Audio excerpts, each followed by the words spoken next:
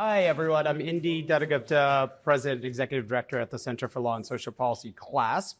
I'm delighted to see everyone here, and we're going to have a terrific discussion, and I hope we'll have opportunity for folks to engage. As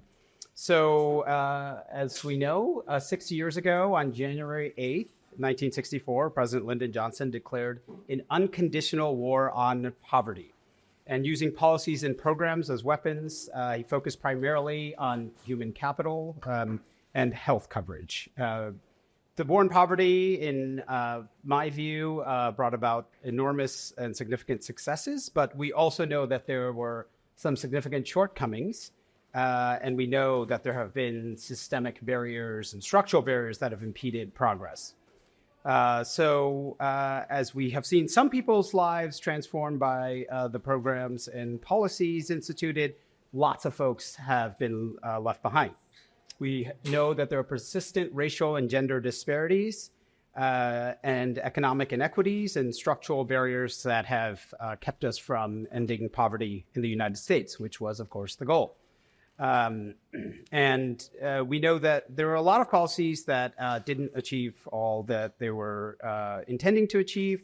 And even since then, we've seen a decline in worker power, regressive tax policies, and persistence of systemic racism, exacerbating the very issues that those policies were meant to address. So here we are, where it's quite clear that we have something to build upon, but we need transformative strategies to effectively end poverty and build a more equitable society in the United States. So we're going to talk about that. How do we not only reduce poverty rates, but dismantle, reform, and build new systems that do not perpetuate the marginalization, exclusion, and oppression of people that keep them back. And one of the things that we'll talk about today that was central to the war on poverty and central to CLASP is empowering communities, centering the voices of people who are most affected by poverty as being paramount as we chart a new course forward.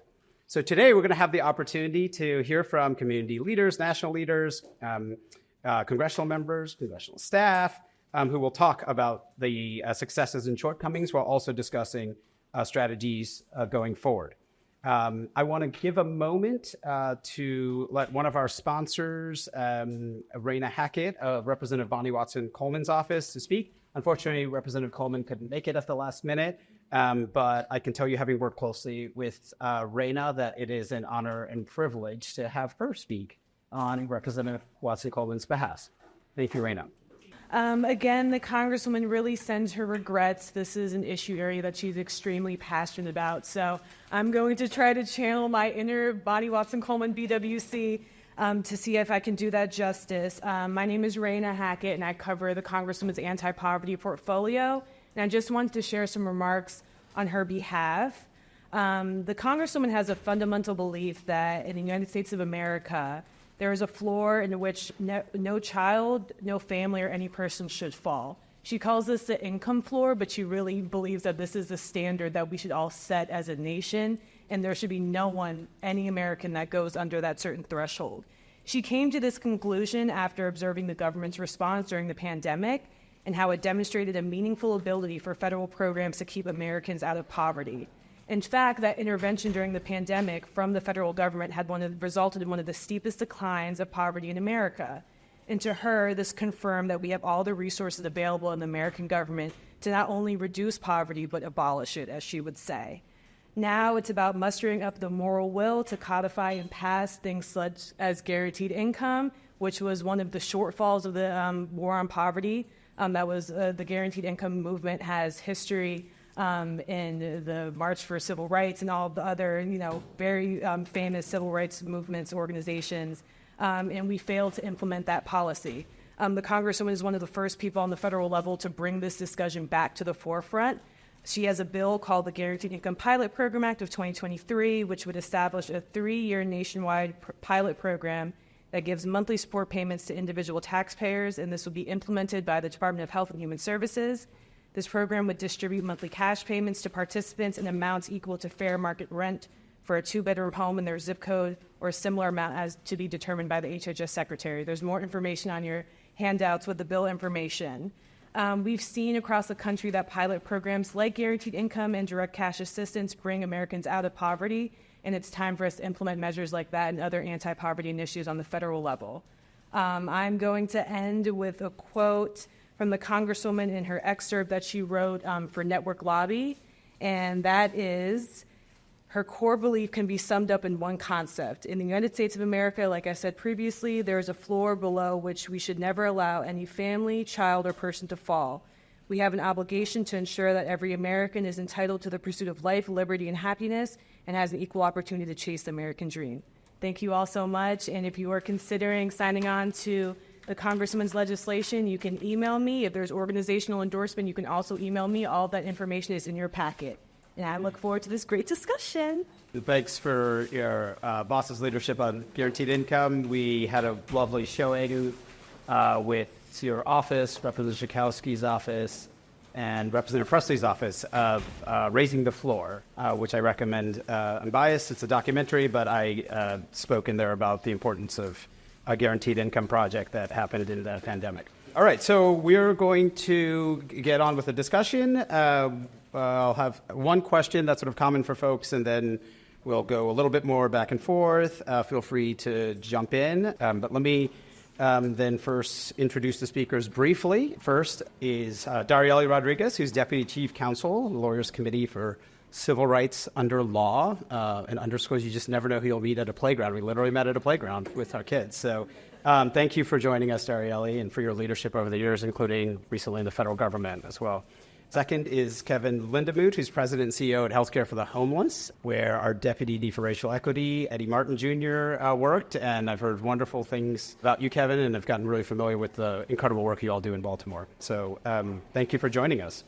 And next is my colleague, superstar colleague, Tiffany Ferret, Senior Policy Analyst, Childcare and Early Education at CLASP. And Tiffany has done a lot of really fantastic work around Head Start, early and childcare, and the racial disparities and the systemic and structural racism and institutional racism in those systems and how we can move forward. And then finally is my dear old friend, Heidi Sherholtz, president of the Economic Policy Institute. Heidi has been a leader in economic justice since as long as I've known her, and I'm honored that she can bring that perspective because, as we'll learn, a lot has changed in the economy since 1964. So thank you again to Representatives Bonnie Watson-Coleman. I don't know if I'm allowed to call her BWC, but I always write BWC, but BWC, and Barbara Lee for sponsoring. And we'll jump to the first question. President Lyndon Johnson declared an unconditional war on poverty in his State of the Union speech. Within a few years, the administration had overseen the creation and expansion of a number of programs, quote, aimed not only to relieve the symptom of poverty, but to cure it, and above all,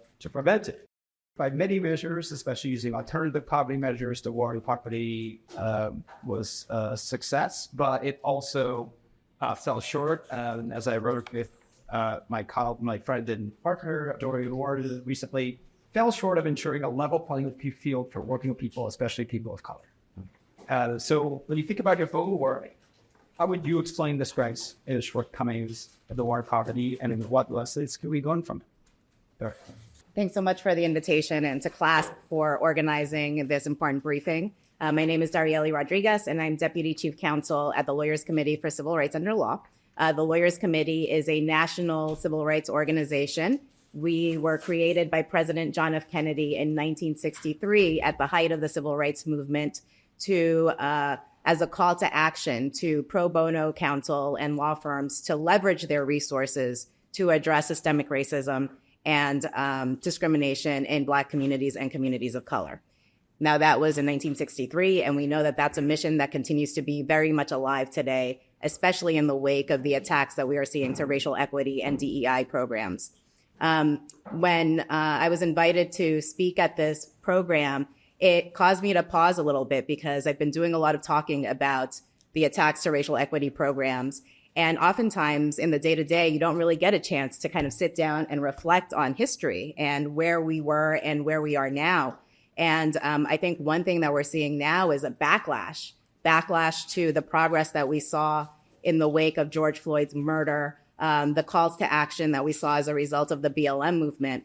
And when I think about the war on poverty, one thing that I think about, obviously, as a civil rights attorney, my co-panelists here have a lot of experience and expertise in policy, and I'm sure we'll talk about social welfare programs. But what comes to mind for me is the passage of the Civil Rights Act, right? And the interconnectedness between those seminal civil rights laws that were passed in 1963, 1964, and the role that they played in eradicating or trying to ameliorate poverty. For example, Title VII of the Civil Rights Act is a law that enshrines anti-discrimination protections for workers. And we know that at the height of the civil rights movement, there was segregation in our workplaces, that Black workers did not have access to the same job opportunities as white workers. And as a result of Title VII, lots of workplaces were desegregated. They were bosses were and employers were forced to desegregate their workforces. So Black workers and workers of color had opportunities to industries that previously were closed off to them. They had opportunities to take on jobs that were previously not open to them. And so that is one thing that I think of. I think about the Voting Rights Act, the passage of the Voting Rights Act. Prior to the Voting Rights Act, Black voters did not have full rights.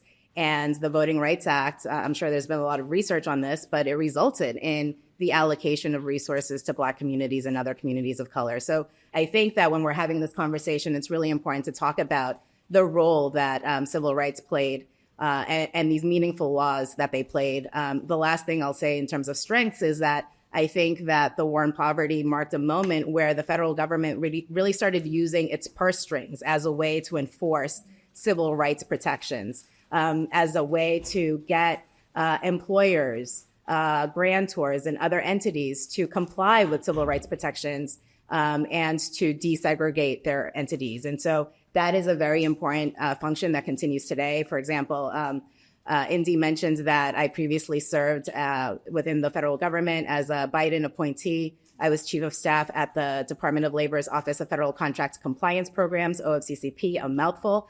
But it's a very small agency within the Department of Labor, but a critically important one because it enforces affirmative action regulations for businesses that receive federal dollars. If you are receiving federal dollars, it's critically important for you to ensure that your workforce is providing equal employment opportunity. And that very small office within the Department of Labor has a lot of power to ensure that employers are complying with their non-discrimination obligations. And so I think that that's one role that we have to continue advocating for, to ensure that the federal government is doing everything that it can to enforce anti-discrimination obligations, because those obligations are directly correlated with increasing economic opportunity for the communities that we serve. You all did a great job leveraging every bit of power you had in that office. I appreciate you bringing up backlash. We'll come back to it, but I saw the Fearless Fund early this morning. I'm sure you saw nothing surprises you if these scores anymore, but talk about turning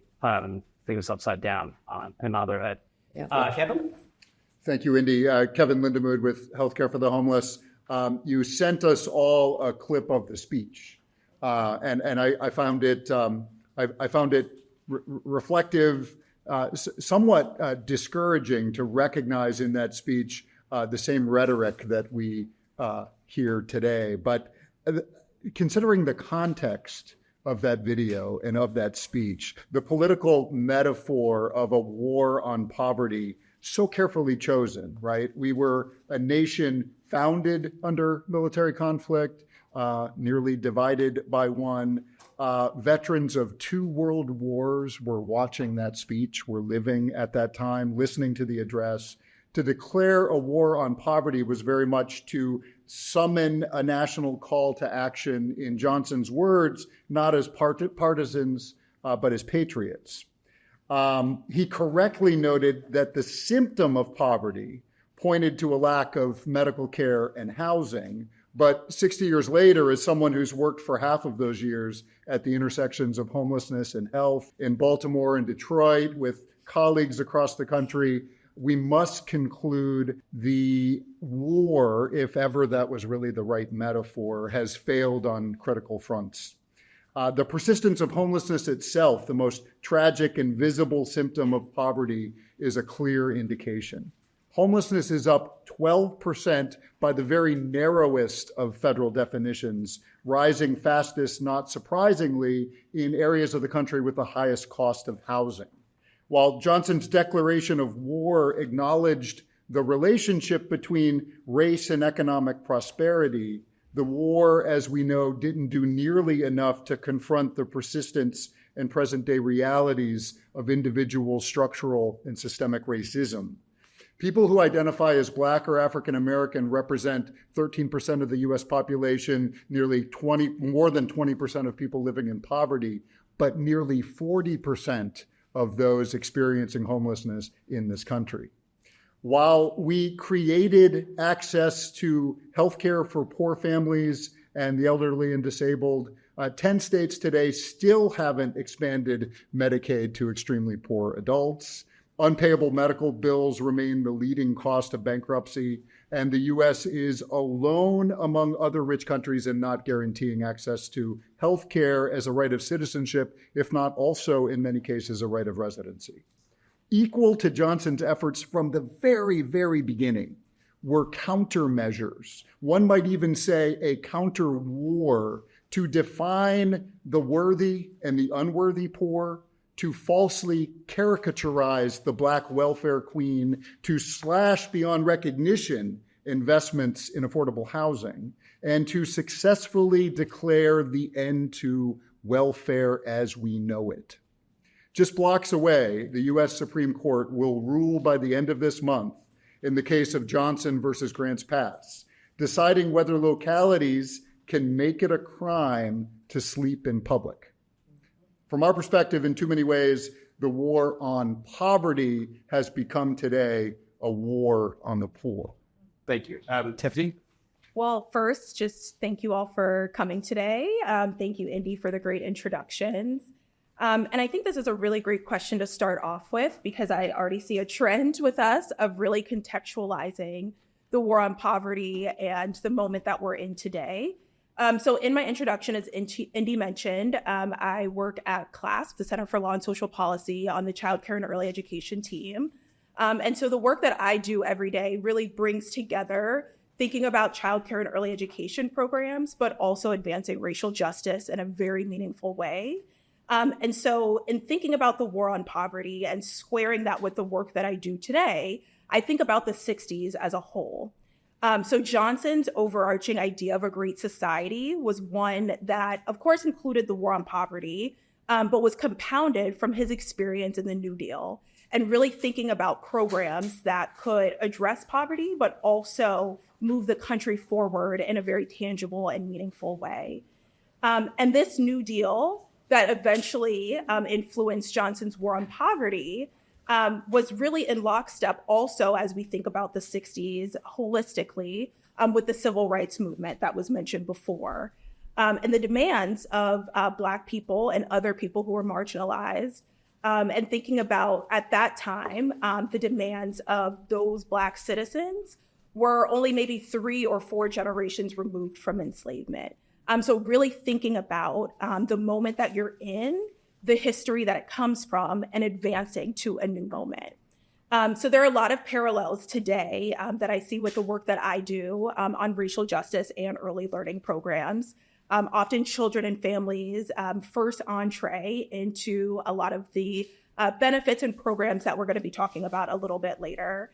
And so just like when Johnson took over office after Kennedy's assassination in 1963, our nation and world in this moment is one that's coming out of the tragedies of the COVID-19 pandemic and the lingering effects that we're still experiencing. The racial reckoning that took place in 2020, but was certainly part of a larger story, of course, and contending with how to best live up to the ideals that founded this country and that we're still holding the country and government accountable for.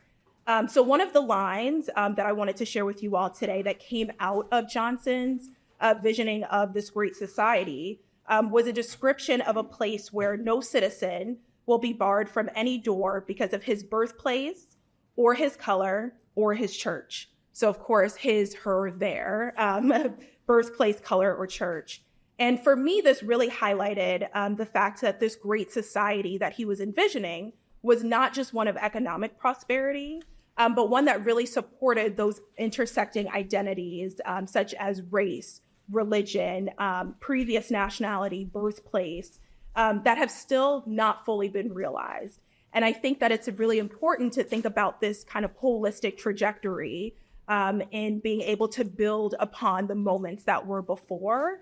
So keeping those North Stars of those freedoms and imagining from that time, but also acknowledging that many of the programs that were created between 65 and 68 either currently don't exist at all in their current form, or just really exposes the work that's still left to be done, whether it's in funding or thinking about transformation or the real experiences of now and how to advance them forward.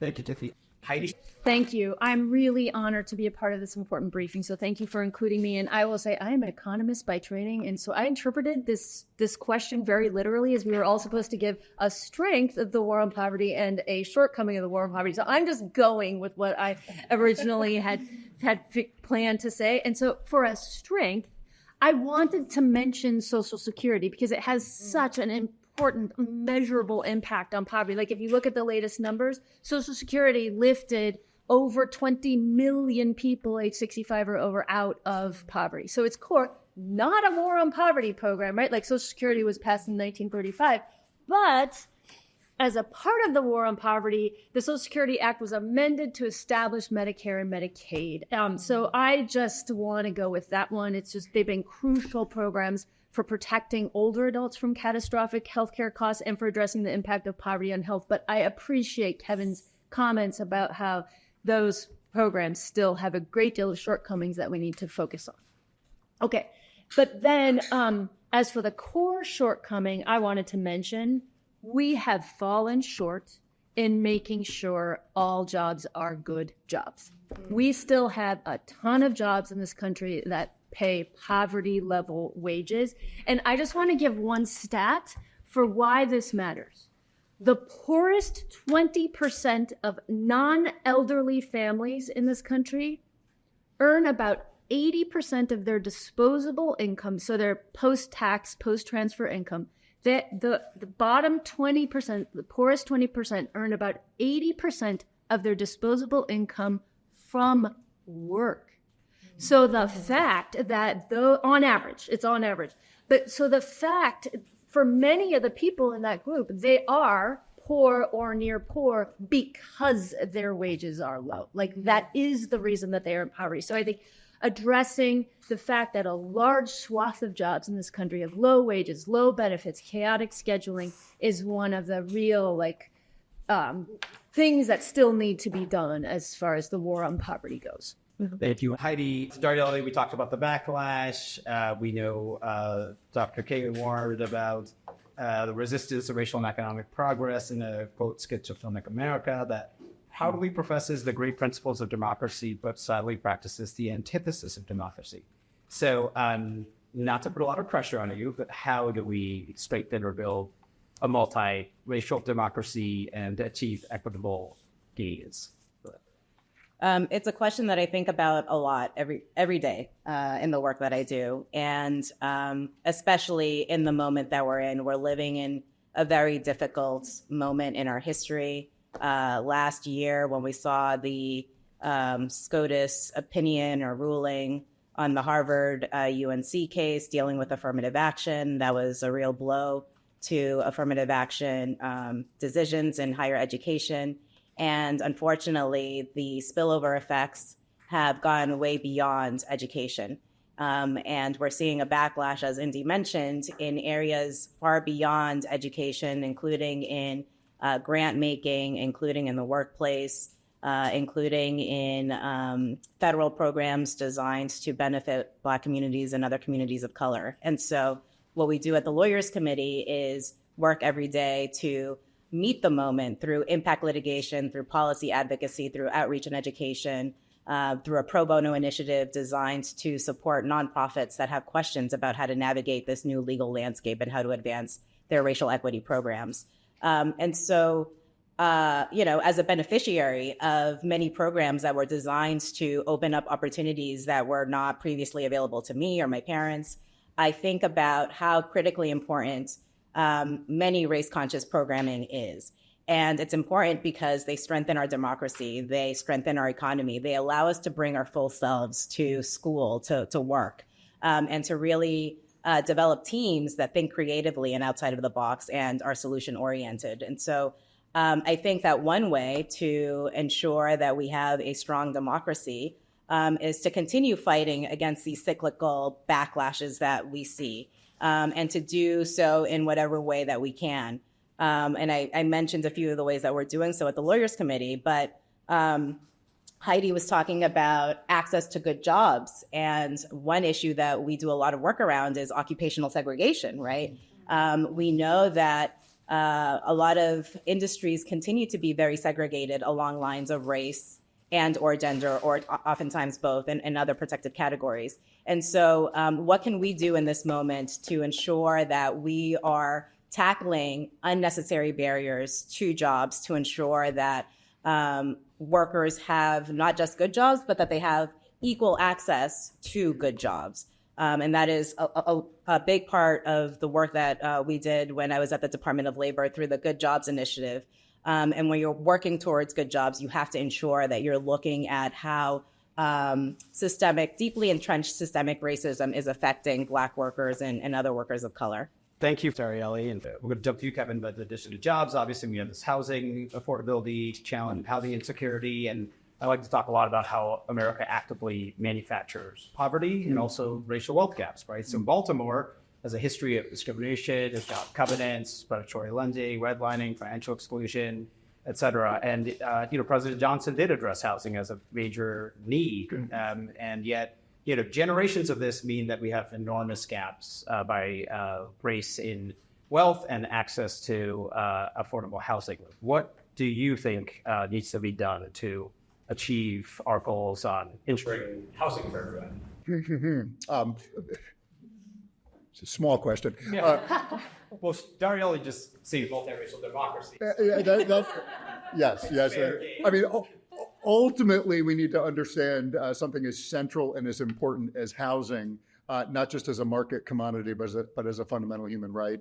We'll get to how we do that. But as you note, Mayor James Preston pioneered practices in Baltimore 100 years ago, racially restricted covenants, redlining, other practices of active discrimination that then, when adopted by the federal government by the 1930s, were spread under cover of federal law, as our lawyers friends know all too well, to the rest of the country. Perhaps these practices explain in part why the disproportionate experience of homelessness among Black and brown people can't be attributed to poverty alone. There's other things driving it. But the discrimination and disinvestment that we're talking about 100 years ago didn't just happen then, it's happening right now. In those same communities, those redlined communities in Baltimore and all over the country, median income remains lower, health consequences higher, and rates of mortality at least 20 years lower than in neighboring wealthier communities. 100-year-old maps, right, define present-day realities. In Baltimore, it's called the white L and the black butterfly, but in every community I've looked at, you can identify the lasting effects of your redlining maps in your communities. President Johnson called for investment in housing, but we haven't nearly sustained the infrastructure remotely comparable, if we're going to use the metaphor, to our preparation for actual military conflict. Today, only 1 in 4 households who need housing assistance, let this sit in, who are income eligible for housing assistance, 1 in 4 actually get it. Vouchers for subsidized housing are so scarce that communities are holding lotteries. How many of your communities are holding lotteries to see who gets housing? Lotteries for housing. And housing in the private market is abysmally out of reach. Some stats.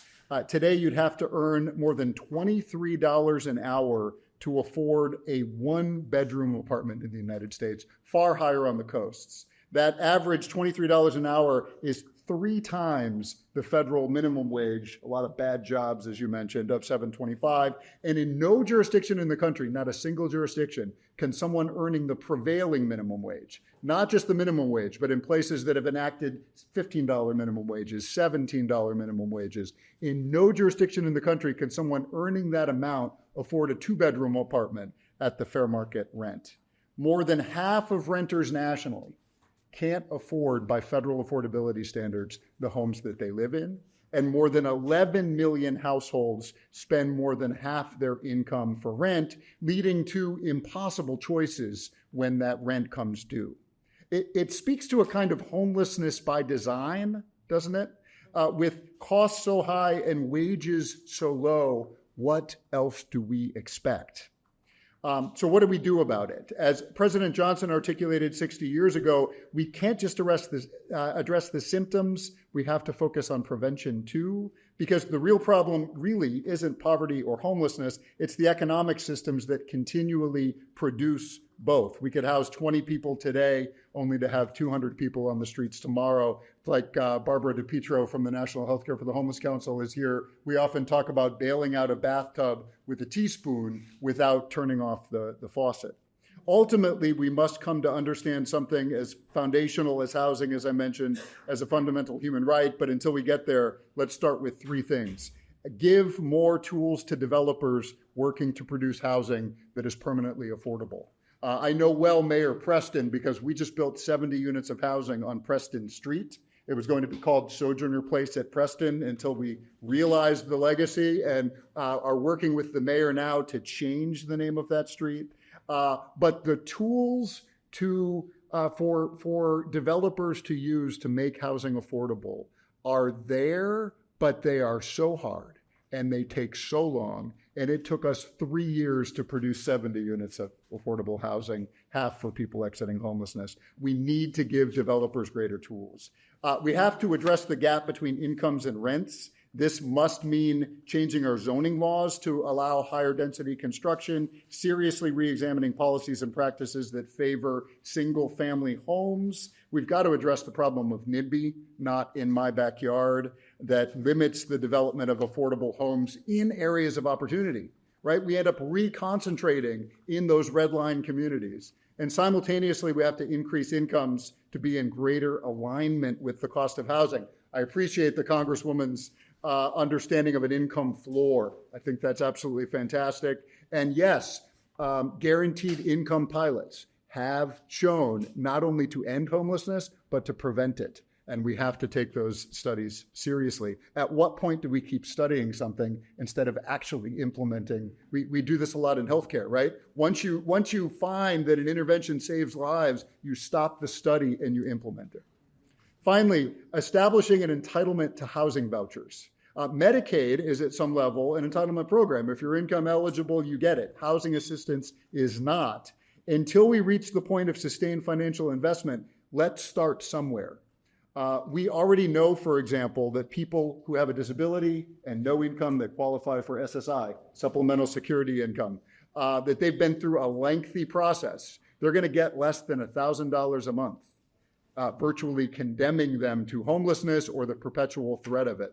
Why don't we ensure that everyone who gets SSI gets a housing voucher, gets a housing subsidy? Think about what the difference that would make virtually overnight for some of the poorest and sickest individuals among us. Thank you, Kevin. And let no one tell you that these problems are attractive. We have solutions, you're hearing it, and it's all fitting together too, nicely. And Tiffany, I want to jump to you to get your thoughts on the role of early childhood programs in reducing intergenerational poverty in particular. We all know Head Start's legacy, although it's often sort of debated. But what we do know for sure is that Head Start, first and foremost, was intended to help the whole family. We sort of reinvented 2-generation programs recently, but they've been around. And folks who have participated in it often have much better longer-term adult outcomes. So what is the role of early childhood programs, Head Start, or beyond in addressing intergenerational poverty? Yeah, so Head Start, we know, is one of the programs that still exists from the War on Poverty in 65 to 68. And it is touted as one of the great successes. Started as an 8-week pilot program, as Indy mentioned, to support the whole family, so children, their families. But I want to pick up on this thread of good jobs and really also think about the people who are providing this care and the workforce behind the care that's happening. So although Head Start, was a program that was able to eventually expand from that 8-week pilot, become enacted in 1981, and now serves various communities, including early Head Start. So thinking about families with infants and toddlers birth through 3, also migrant and seasonal Head Start, which supports those communities and Indigenous communities as well. This notion of good jobs that we've been talking about, I want to, again, contextualize that with a little bit of history of caregiving in this country. And how we think of whether it's Head Start or other early learning programs and the people providing those services as something that is women's work.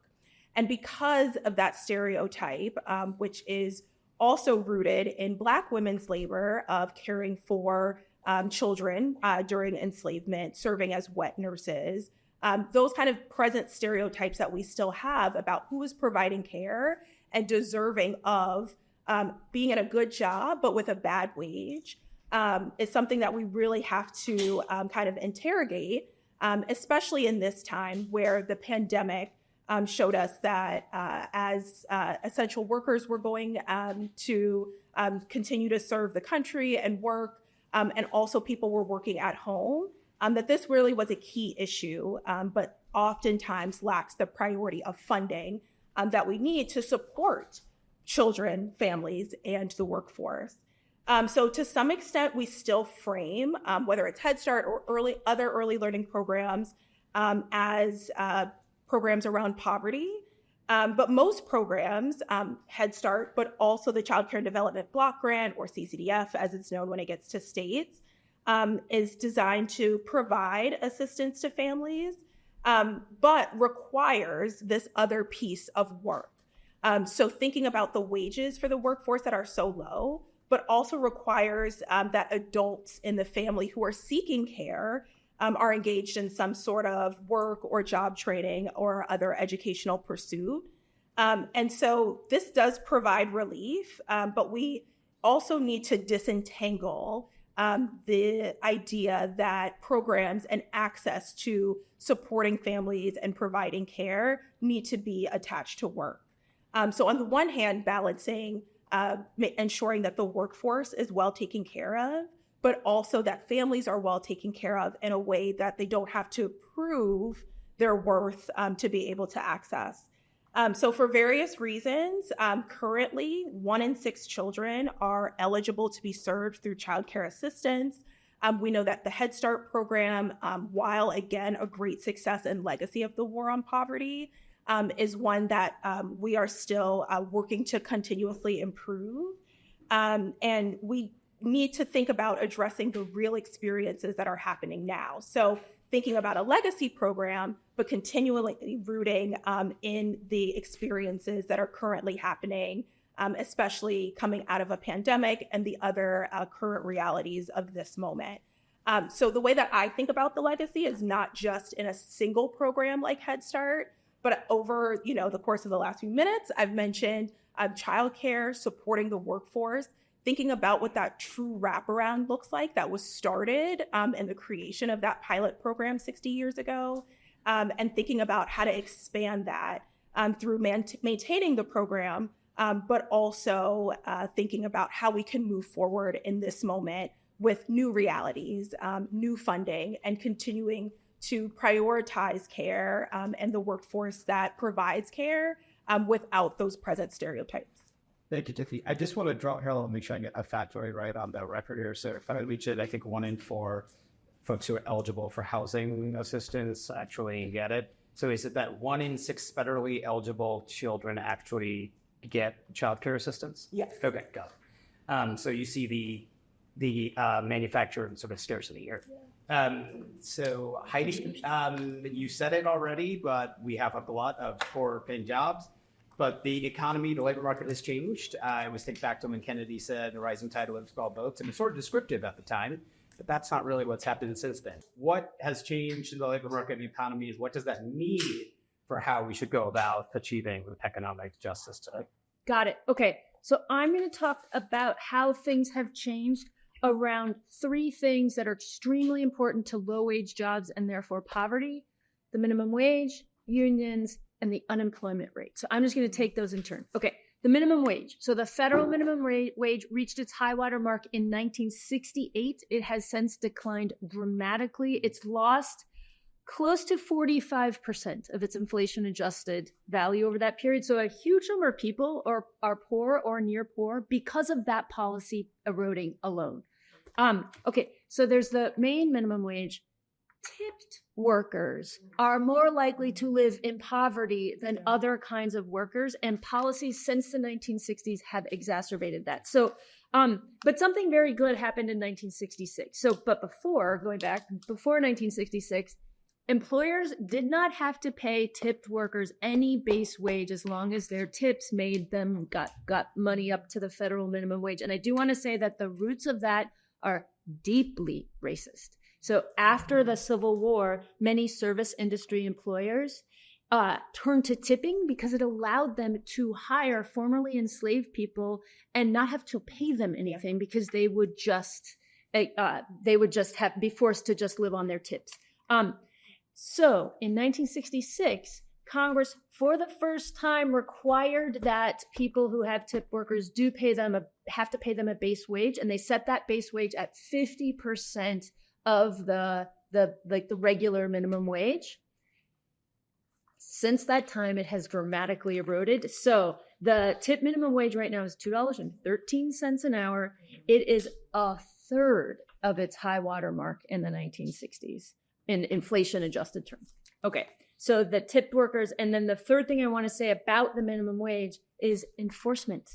So the resources for enforcement of minimum wage and other labor standards have eroded dramatically since the 60s due to just the actually intentional starving of enforcement agencies. So wage theft, particularly for low-wage workers, is a real problem. Employers not paying workers for all the hours that they work, not paying them the overtime that they are owed, et cetera, et cetera, et cetera.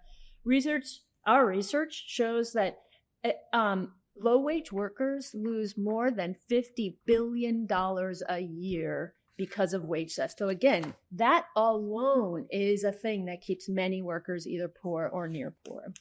Okay, so that's the minimum wage. Unions raise wages and reduce poverty. They also reduce racial wage gaps. So all workers benefit from being in a union relative to what they would get if they were not in a union. But Black and Hispanic workers benefit more from being in a union because of the broader impacts of structural racism on the labor market. Their other options aren't as good. So unions are a really important tool for racial economic justice. In 1964, the union membership rate was 28.5%. It has since dropped 2/3. It is now 10%. And I do want to be clear, that is not because people don't want unions. People are surveyed all the time. People really very much want to be in unions. The decline is because unions have been absolutely crushed by relentless attacks, and labor law has not kept up to truly protect workers' rights to organize. So that's unions, and then tight labor markets. This story is more mixed. Unsurprisingly, since as we've talked, poor and near poor people get a large share of their income from work on average. Poverty goes up when the unemployment rate goes up, and poverty goes down when the unemployment rate goes down. It's very cyclical. What is not well understood is that policymakers largely control the unemployment rate. I feel like the broader public doesn't really get that the strength or weakness of the labor market is in policymakers' hands. So one way to think, that useful way to think about this, think about how policymakers respond to a recession. Policymakers can choose to do the relief and recovery needed to generate a fast recovery following recession like they did in the aftermath of the COVID recession. Huge relief and recovery. We have now had unemployment at less than 4% for more than 2 years.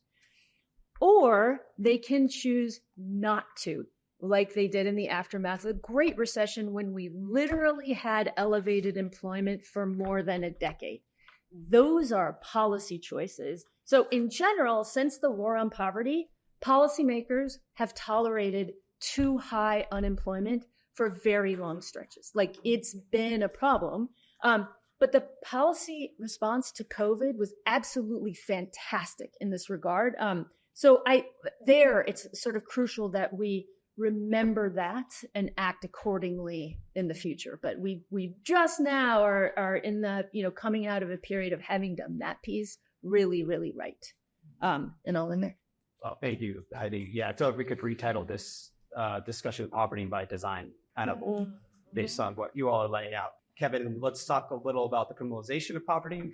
You mentioned TransPass earlier, and you all help provide healthcare, including behavioral healthcare, substance use and mental health. Tiffany already talks about how we undervalue care more generally, caregiving, informal, formal, but also, we have a punitive approach to a lot of problems in this country.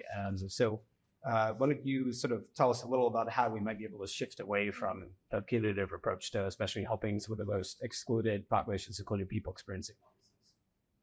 Sure, and I want to start by referencing a sidebar that we had earlier, and you said it, I believe, the myth of scarcity in a land of plenty, the myth of not having enough in the richest country in the history of history, and your point that the prevalence of everything, the prevalence of homelessness is entirely within policymakers' hands, and what we did in the beginning stages of the pandemic. To institute eviction moratoria, to get more money out there for eviction prevention and rent assistance was truly incredible. Removing that is demonstrating again, along with increases in housing, it's driving more and more people to the streets. It's clear in the address that President Johnson, when he's declaring a war on poverty, I encourage you to read it. Indy put it in your packets. You immediately see that he's confronting punitive countermeasures to get something passed, right? You immediately see that he's making compromises. Here we are, we've got civil rights leaders and labor leaders calling for universal health care modeled on successful policies of other wealthy nations, right? He's taking that off the table. Enshrined in the major health achievements that you mentioned, Medicaid and Medicare, Johnson confronts three realities that sound eerily familiar today. Public stereotypes of worthy and unworthy poor. And what did they do with Medicaid and Medicare? They led to coverage of poor families through Medicaid, largely women and children, the elderly and the disabled through Medicare, and then we underfunded both programs and left a lot of people out. We're dealing with powerful interest groups. Advocacy from the nation's hospitals lead to Medicare Part A. From doctors in the AMA, Medicare Part B. Ironically, the system physicians fought for is contributing to unprecedented levels of medical errors, burnout, and dissatisfaction today. And then thirdly, we see federalism and states' rights. Resisting federal intervention, Medicaid was built upon far older state-based medical assistance and indigent care programs. And then every state in the union wouldn't even operate a Medicaid program until 1980s, right? They did not all adopt Medicaid at once. The inevitable healthcare compromise. Fragmented care for the elderly and disabled, conditional care for some of the poor. Single, childless, so-called able-bodied adults were not eligible for Medicaid no matter how poor they were. It's little wonder that when the nation began seriously disinvesting in affordable housing, homelessness begins its steady increase in the late 70s and early 80s. Were the populations we saw first? Single, childless, poor adults. They had no safety net. not eligible for cash assistance, not eligible for health care, in emergency and shelters and on the streets, where the harsh realities of homelessness took an inevitable toll on health and well-being, repeatedly arrested for living private lives in public spaces. Talk about criminalization, loitering, trespassing, open container, public urination, even sleeping, not showing up for those fines, getting a warrant for their arrest for failure to appear.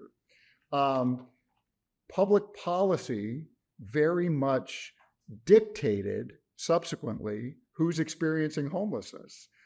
When I began in this work in the early 90s, 85% of those we served were men. By the end of that decade, by 2000, what had we done? We had ended welfare as we know it, right? Bill Clinton's famous words. And by the end of that decade, more than a third of those we were serving were women. Today, more than half are. Entire families and children are among the fastest growing subset of homeless populations.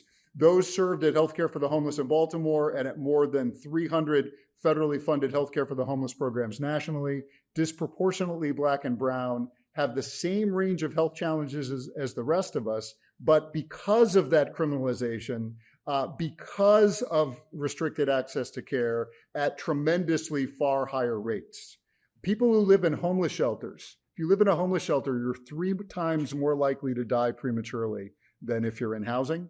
If you live on the streets, you're 10 times more likely to die early due to the presence of acute and chronic health challenges and restricted access to care. Medicaid expansion in 2014 helped tremendously in those states that chose to expand.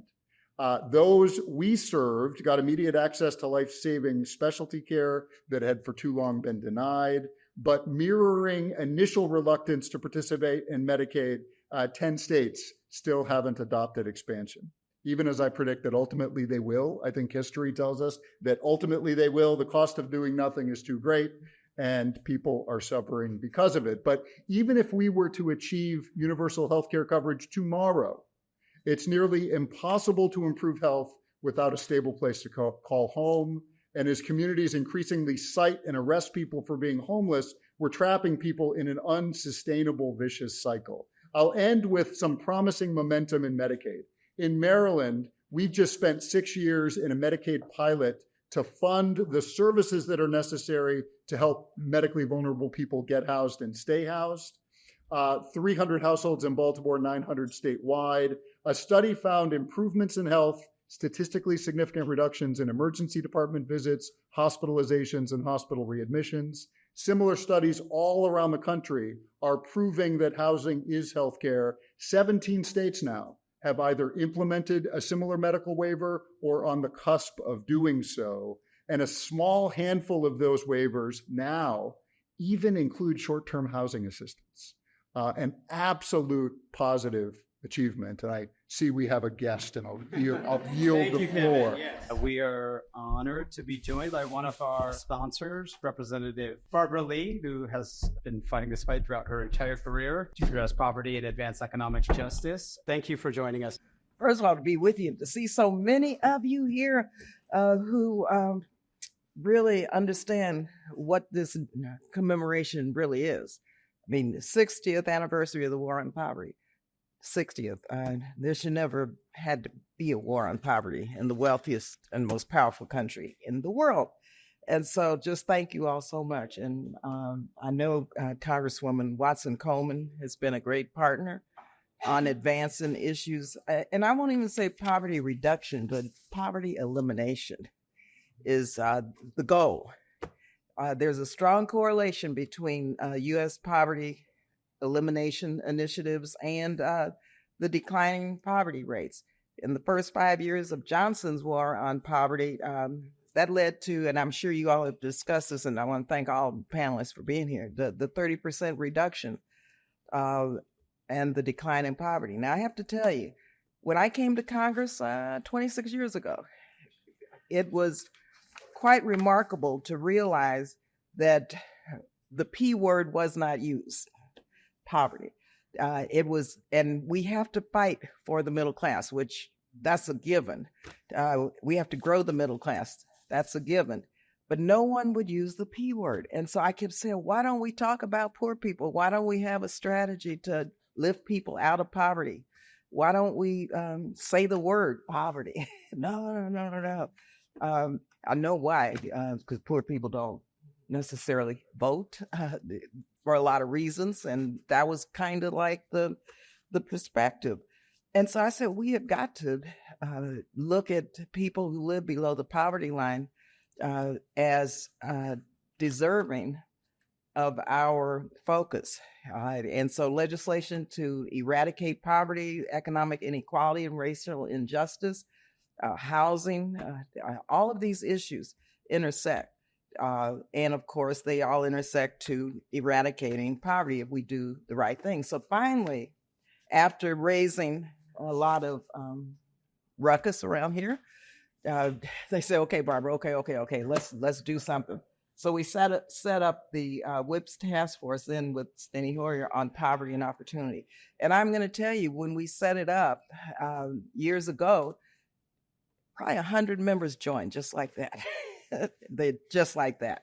And I'm on the Appropriations Committee, as you know. And so I worked with Congresswoman Lucille Roybal Allard to commission the National Academy of Sciences historic landmark report on child poverty elimination. This study, and we were able to get a couple $1 million to do that, first time ever.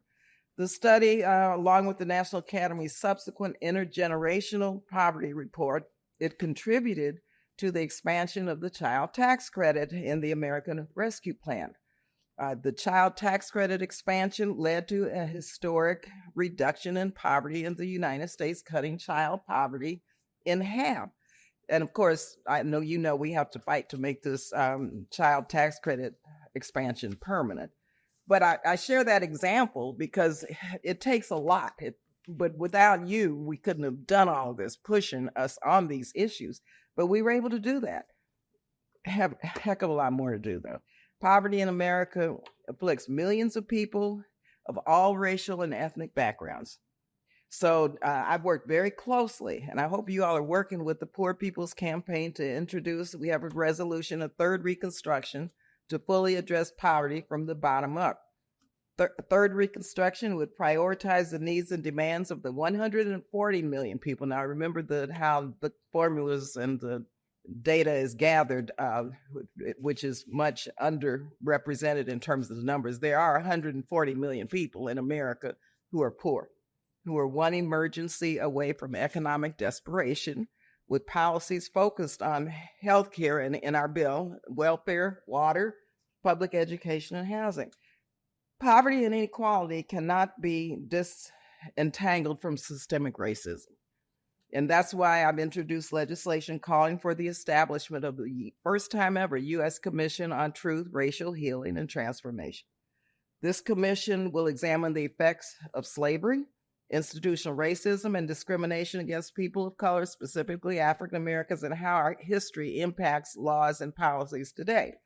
Now, formally, I'm a former welfare recipient. I was on food stamps, Medi-Cal in California, raising 2 small children as a single mom. And believe you me, I went through some very challenging times. But during the day, my government was on my side and helped. I was able to finish college, buy a house. Then there was a HUD program for people like myself who didn't have any money. I was able, I think it was a 235 program, buy a small $19,475 it cost. That was a lot then.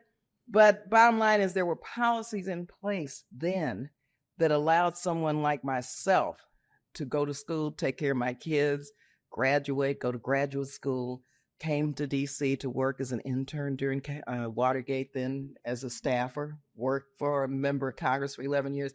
But that equity in that one house and the help that our government provided for me helped me to get where I am today.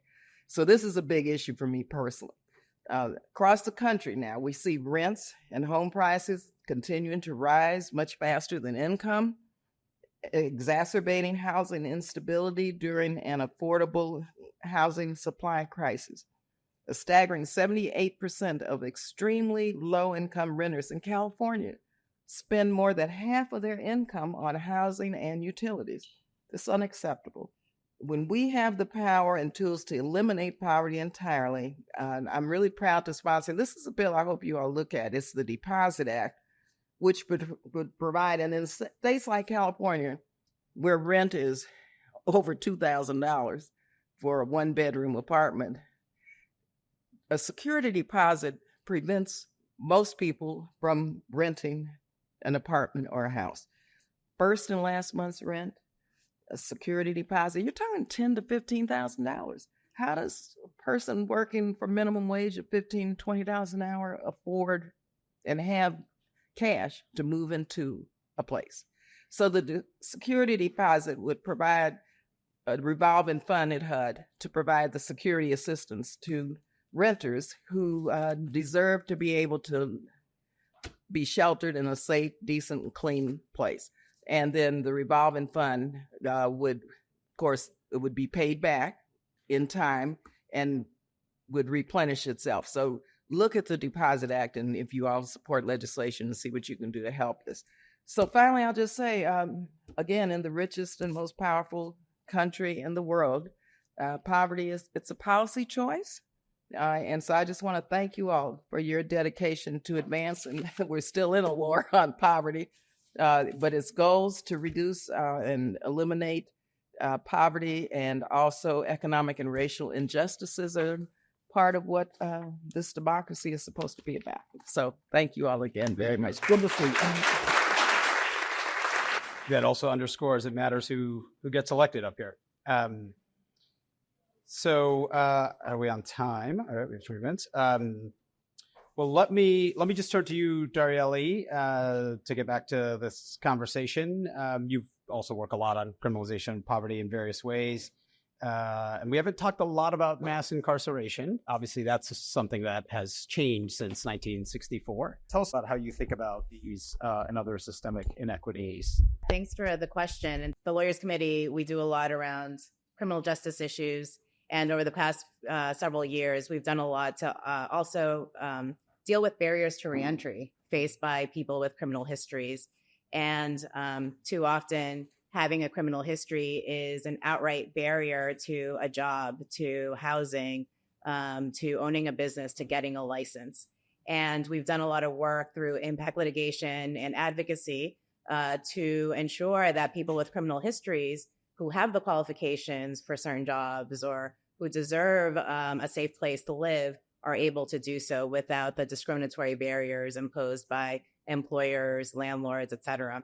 So that is one issue that I think we need to continue supporting. We need the government to do more, Congress to do more to support folks who have criminal histories and deserve a fair chance to start new with their lives.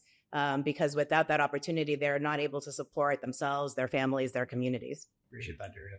Heidi, you've already given us sort of a blueprint for how to move forward in lots of ways, telling us what's changed, what has sort of worked over the last more than half century. But when you think about the sort of stories we tell about how the economy works or workers, what do you think we can do to sort of change the narrative and the story? You talked, for example, about how most people don't understand that policymakers can actually control the unemployment rate, right? So I don't know if others have sort of thought about that so crisply, but I think we'd love to hear from you about what should we do to change the narrative about these issues. I wish I had the answer to that question, but I do feel like this is going to sound dramatic, but in some ways it feels like we're sort of living in the cultural wreckage of the neoliberal era where we crushed unions, allowed labor standards to erode, kept unemployment too high, crushed safety net, but like the whole package of things. Those things, it's meant that not just that poverty is higher than it otherwise would have been, but it also has sort of laid the, created fertile ground for authoritarian movements. And so there's like a lot of reasons that we want to switch this around. And I'll just focus on that just how crucial it is for us to raise wages, boost job quality for working people. And the other thing that I want to say as far as the narrative goes, these things are incredibly popular amongst the public. Like when you do surveys of Republicans, Democrats alike want to raise the minimum wage.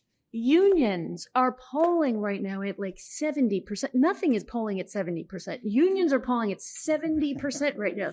Like everyone likes unions. The UAW strikers had just enormous public support. Like this is the support for working people is the right thing to do, and the public knows it. And so I think there's something there that we all should really be paying attention to. But as far as policies to change it, it just is I'll stick to the three things I talked about: minimum wage, unions, unemployment rate. We need to raise the minimum wage, index it going forward, phase out the tip minimum wage, and increase enforcement of wage and hour laws. So that's like a portfolio around minimum wages.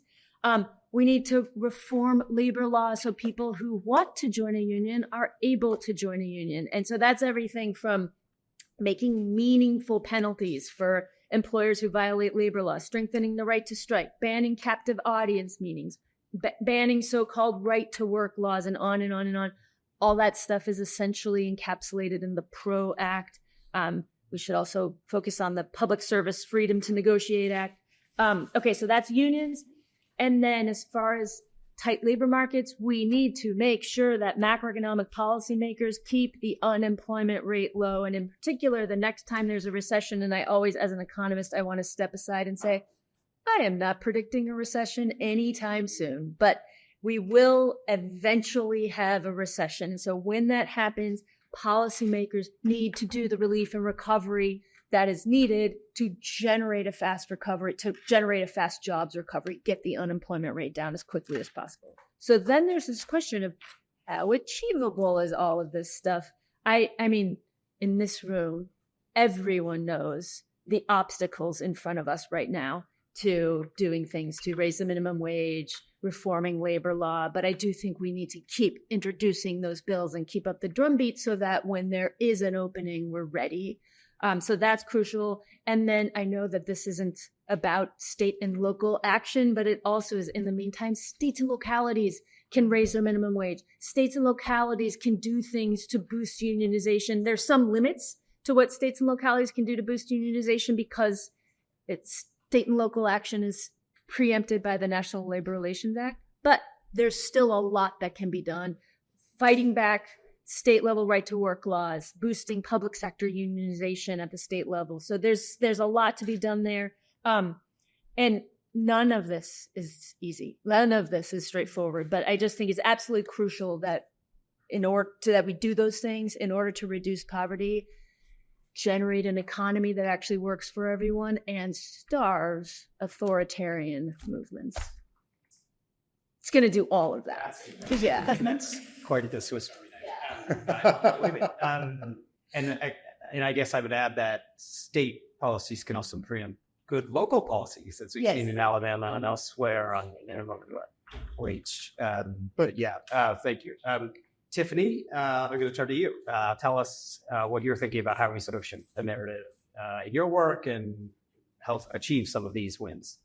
Yeah, so one of the things that I actually want to pick up on from Representative Lee is this idea of poverty as a policy choice.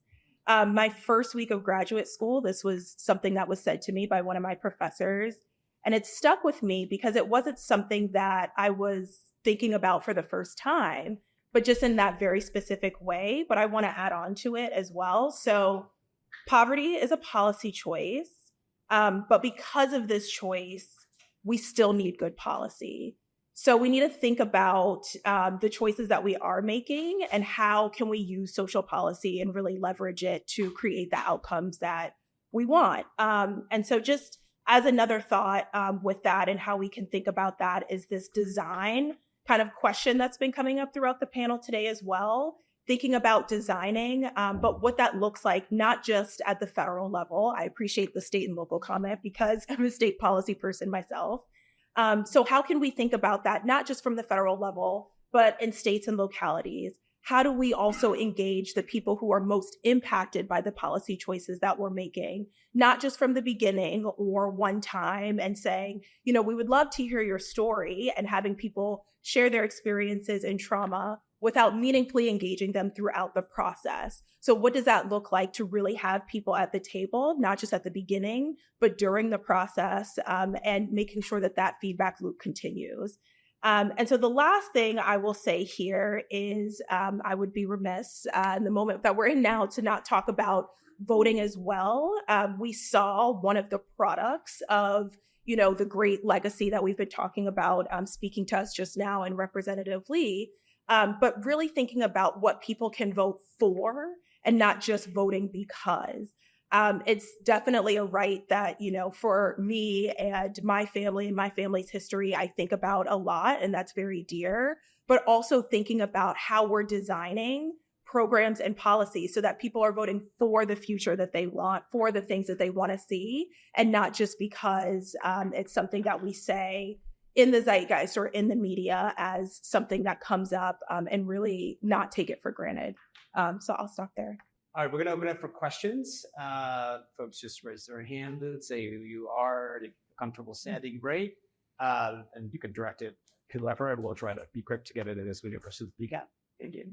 Hi, I'm Jamie Morgan. I'm with Clark's office, big fan of Tiffany's work. Thinking a lot about how we pit workers against each other in these conversations and the headlines that are coming out saying child care workers make less than doggy daycare and they make less than fast food workers. How do we move forward with advancing for child care providers to make a good salary and to enjoy this work while still making sure that we're respecting other kinds of labor? Yeah, that's a great question. I hear that a lot too of, instead of childcare, people can go down the street to their local Target and make $17 an hour versus $12 in some areas. And so I think really, again, picking up on all these great themes, the scarcity sidebar that we had of understanding that we can walk and chew gum in this country. We have the funding. It's just about what we prioritize and how. And so making sure that we're making those investments into childcare systems, into people, into workers, and really reframing it in that way of thinking about this holistic pie and, what we really want to fund and not just kind of relying on, this is what we've always done. This is how we've always arranged the budget, but really broadening the conversation to think about the things that we want and need. And that we do need, a robust workforce at our local Targets and in other industries at dog and daycares. But we also need a robust care system as well that's thinking about our people and children and families, and that there's space for all of that in this country. Your boss is one of the great champions care in this. Yes. We're great to be able to partner with you. Hi, I'm Kira Davis with Forty Much. That's an assistant, spokesperson, as an analyst. My boss is one of the vice chairs of the Farming Task Force, also a co-chair of the Homelessness Caucus. I'm really proud to be here to be a part of this conversation. Did want to talk about the federal minimum wage, which will be experiencing a 15-year anniversary this upcoming July, since it's last been increased since 2009. And so what does it look like for us to, we have the Raise the Wage Act with Bob and Scott, which is to 168 co-sponsors, Democrat only. What does it look like for us to garner more support from our Republican counterparts who do have high levels of poverty in red districts, so to speak? But I believe, Heidi, that's the longest stretch since in history since. 15. I hadn't put that together. Yeah, it was actually enacted in 2007. Bonkers. And the tip minimum wage is like 91 was the last time it was increased. It is. Yeah, so this is a good question. I wonder if appealing to just the unbelievable popularity when in the polling, Republican regular people very much support increases in the minimum wage. So when Republican lawmakers aren't increasing the minimum wage, they're going against what their constituents actually want. And I don't. It's a good question. I don't know the answer. I wish I knew the answer of how to.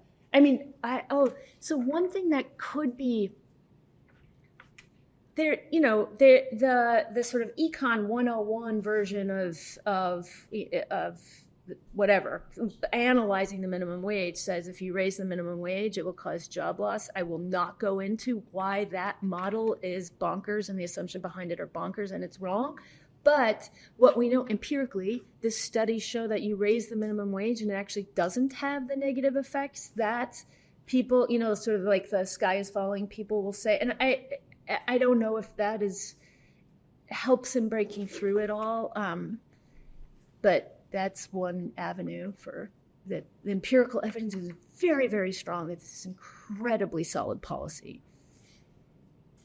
Yeah, the last couple of increases were paired with something that Democrats didn't like and Republicans had. Yeah, unfortunately. But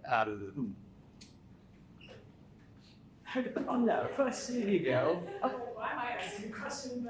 But I'm kind of following up on my colleague's question, as Congresswoman was a sponsor of this program, and I think one of the biggest things she struggled with, I'm sure that other members of Congress struggle with, is just luring up other colleagues these I'm going to put quote radical ideas like cashless systems and guaranteed income. And I think that's been one of our biggest hurdles as staffers, and also some of the biggest hurdles for our boss is just even getting people to be warm to the idea of guaranteed income or increasing or like poverty abolition. Like during the State of the Union, Matthew Desmond was our guest, and we had policy choices are pittance. So like we're doing tiny stuff like that because someone can see it. And but the Congressman likes to use the framework of, when we help our most marginalized, that helps everybody. But some people don't, like that message. I think it's kind of like a follow-up question on what Kara was saying. How do we warm up other people, even internally in the halls of Congress, and also other, I guess it's kind of a don't have an answer, but how do we do that? Is it messaging? Is it, having our bosses do more press releases? Is it, what can we do? If we can't get the legislation or the vote per se, what is a good alternative for our congressional leader? I'll reference something that Eddie Martin always used to say, and he probably says it in the halls of class. He said it at Healthcare for the Homeless. He's talking about policy, but he'd stop and say, yeah, but how do we change hearts and minds? How do we change hearts and minds? And we have found in our work that it at least in Maryland, and I've talked to people in other parts of the country that do this as well, on all sides of aisles, Democrats and Republicans, creating opportunities, and you spoke to this earlier, of involving people with lived experience in the governance of our organizations, but more importantly, in leading our policy work and actually developing relationships so that I don't need to be the one developing relationship with a congressperson. It could be someone on my board who's got the lived experience of homelessness, right? Who can talk about what homelessness meant for her or for him or for them, and how it would have been made a little bit easier by changing policy. We've had Barbara and I remember a Republican member who's come to Healthcare for the Homeless often and has developed meaningful relationships with those that we serve because of that. So I think there's a role in kind of getting beyond the vitriolic rhetoric and rooting relationship and human connection. Let's take both the questions back. Let's take all three questions back to back. Hi, I'm Aaron Strauss from the School Hands Office. I was wondering the role of education, workforce programs, developing community college programs going into the future, especially as a lot of the jobs that people want and are going to help them advance socioeconomically start to become more prevalent. So I think specifically of jobs in the CHIPS Act, technician jobs. How do workforce training and education access play into these things? Following up on that, I'm with Congressman Don Davis's office, who represents very rural district. And it seems that I'm also from the district, it seems that there's a lot of misinformation spread about the increase of minimum wage causing increased prices of goods and how to combat that narrative in rural areas where there's lack of resources in education, technology, etc. I'm Parth. I'm with Representative Hillary Skolton's office. I guess my question is just when we're talking about these big systems like systemic poverty and systemic racism and how they impact Americans today, a lot of times the language that we use can be complicated, or the way that these structures are built can be difficult for people to easily understand. So my question is just, how do we explain these systems of poverty, racism, their intertwined connectedness in a way that is approachable, digestible, and actionable for every American, and gets people to be passionate about it and feel like they're connected to it in some way. Actually start with the last one about language. Language is something that's really important to me, and it's always evolving. And so I think that is one thing to keep in mind, of the ways that language is always evolving and how we can really tell stories in a way that's meaningful for people. So thinking about our own stories, that's one way that can be digestible, and just kind of living in that truth and your experiences and what brings you to the work. So I think that's one way to do it, to be very digestible, because I think we all can tell our own stories in a way that's very clear and understandable. But also, I think that engaging with other people piece as well, having others tell their story and bring them along. I think that'll be really helpful for the language piece, so that people can connect in the ways that are meaningful for them, and maybe see a little bit of their lived experience and reality in you or your boss or other people who you may be bringing to the table. So I think that's really important. So I'll stop on that one. Minimum wage increasing prices. It does. Increasing the minimum wage increases prices, but a little bit. And so there's empirical studies that just show that pass through. It's one of the ways employers address the increase in labor costs of the higher minimum wage, is that they'll increase prices. But I wish I had the data in my head right now, but it's like X increase in minimum wage will increase the price of a Big Mac by 3 cents or something. The pass through is really, really small. So it's like good thing to talk about and think about, and then you can look at the empirical studies to show it's not that increase doesn't outweigh the massive benefits of minimum wage increase. And then on the system of explaining the systems, and it's been such a through line for this whole entire thing that it may seem obvious, but I think this idea that poverty is a choice, that these things are all policy choice, the unemployment rate is a choice, I don't feel like people really understand that. And so to walk people through, like, here, if you do this policy, it pulls this many million people out of poverty, like those kinds of, however you can get that like texture around, this is up to us. I think that is actually, I feel like that can be resonant. So the question related to education, at the Lawyers Committee, we do a lot of work to help ensure inclusive education from K through 12 and then in higher education through impact litigation. For example, we were involved in the 2 cases before the Supreme Court representing a coalition of multiracial students and alumni at UNC and Harvard. We have also been doing a lot of work to combat predatory for-profit education. Unfortunately, the students that go to for-profit institutions are disproportionately Black and people of color. And unfortunately, too often, once they graduate from those schools, they're not able to really use those degrees.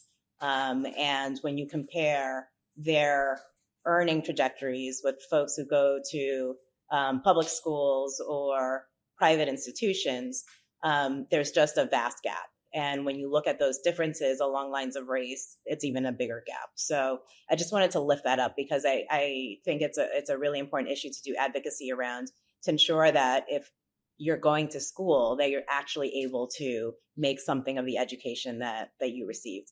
And then with respect to the narrative and language, the other question that was asked about how do we approach these really complex and nuanced issues of systemic racism, systemic discrimination. It's an issue that I think about a lot, given where I work and given that we do a lot of public speaking. And it's an issue that I've been thinking a lot about now with the backlash to the racial equity programs. And for me, it's important for me to meet my audience where they are, right?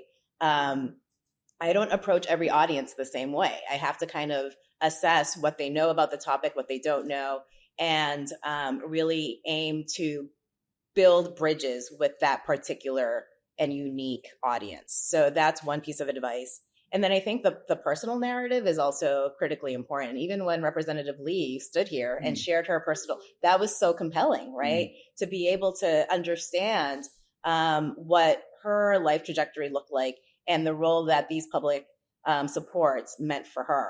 And I try to do that too when I'm speaking, just to talk about the role that race conscious programming has had in my life, literally at every step of my childhood and career, right? And I think when you're able to speak to folks on a personal level, they get it, right? And why wouldn't we want to live in a country, again, where every person brings their full self as a result of public program supports, as a result of programs that give them the opportunities that they wouldn't otherwise have had. So yeah, those are just some personal tips. I think the questions have been well answered. Well, why don't you kick us off? Sure. Quick final words? Some final words? Public perception can and does change, right? Over the last 40 years, the U.S. has seen, I would say, 3 dominant understandings of homelessness. We first asked, what's wrong with people? And this resulted in, to some extent, even like an organization like Healthcare for the Homeless. What is wrong? How many of your clients have addiction? How many have mental health challenges? How many? Do we ask that of all of us? We all struggle with those things. But this resulted in the housing readiness approach to homelessness that was enshrined in federal policy in the 80s and 90s, right? What's wrong with you? I want you to do a quick thought experiment. From a human rights perspective, does this make any sense at all? The notion of housing readiness?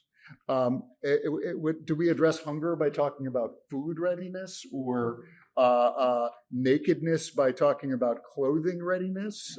We'd have a lot of naked people running around. Over the last 20 years, we've asked, what's wrong with systems, right? What's wrong with systems that's producing homelessness, and driven by data and bipartisan consensus. We've gotten to a housing first paradigm to homelessness, even as we've not meaningfully increased access to affordable housing. Let's move people into housing right away, give them intensive services in order to stay there. That's now defining. Communities are awarded to the extent to which they comply with that particular paradigm. But a third understanding is emerging, and we've talked about it here: poverty by design, homelessness by design. What do our systems and the way we fund them produce? We're producing homelessness faster than we can stop it. And if it's true, though, and this maybe goes to the question earlier, if it's true that our systems are set up to produce poverty, it's not just about public policy. We're all participating in these systems, right? What is it about the way that we're living, the choices that we're making, and I do mean each of us, the way that our organizations are functioning, the way that nonprofits historically and currently are operating, that are producing the very realities that we're trying to address. And if homelessness and poverty exist by design, then come on, we can design something different. We can do something different. We're in a land of plenty, and let's not be lulled by that myth of scarcity. I will just say I have been astounded I love this panel with the real focus. There's been the through line of the importance of job quality to this, but I don't think that's out there in the world as much as it's been discussed here. So I think it's, if we all leave here with remember, when we want to fight poverty, we need to talk about social insurance system for sure. We need to talk about job training for sure, but don't leave it there. Like, make sure we also include job quality, minimum wage, unions, tight labor markets as a core part of our poverty fighting strategy. So I guess the last thing I would just leave off with is, who do we want to be? Which is a question that I think about personally all the time. Who do I want to be? How do I want to show up? But I think that is really the question of today. I was a philosophy major in college. You were. Okay, there aren't many of us. So this never happens. But at the time, I was the only person of color in my whole department. And so I spent a lot of time just kind of like thinking about these questions by myself and what the world should look like, and what are the steps that we're going to do to get there. And so just thinking about that in our daily work of who do we want to be. I have a family FaceTime every morning with my family and my niece and my nephew, who are both pandemic babies, and thinking about who I want them to be, how I want them to show up for themselves, and just the world that we're leaving them. And so just thinking about that every day in your work. Who do we want to be and how do we take steps to get there? And that may change over time, but it's a question we should always ask. Bring us home. I cannot stress enough how critical of a point we are in our history. The war on poverty, it was built on or upon the fight against racism. And the fight for equality, it's one that continues in our country. And there have been these moments, right? We've talked about the cycles of backlash, and we're going through another one right now. But we cannot move forward until we really address in a systemic and comprehensive way the issues of systemic racism and discrimination. We're going through a really big upheaval. It's an election year. Democracy is under attack. We are facing challenges to our right to vote, attacks to diversity and inclusion, hate, violent extremism. We cannot end poverty without ending racism and without addressing the real attacks that we're having to our multicultural and multiracial society. And it's a moment that really calls for all hands on deck. I think that what I appreciate the most about the work that I'm currently doing at the Lawyers Committee is that it's resulted in not only working with existing coalition partners, but a lot of new partners that are coming to the table to really figure out what do we do to advance racial equity and how can we continue important programs that are necessary for the communities that we serve for our country. And so I really encourage all of you to kind of step out of your networks and see how you can build alliances, build bridges, build relationships with folks that you haven't worked with before. Because I'll tell you personally, I learn a lot from working with folks that I haven't worked with before. In this past year, I've learned tremendously about issue areas that I wasn't familiar with before, about programs at the local and state level that have really done a lot to advance equity in healthcare, in education, in housing, et cetera. And so we have a lot of talents. I think this is a time to really figure out how can we maximize our talents and use them as effectively and efficiently as possible to really ensure that we have a stronger and better country. Thank you. Thank you, Daria. Round of applause.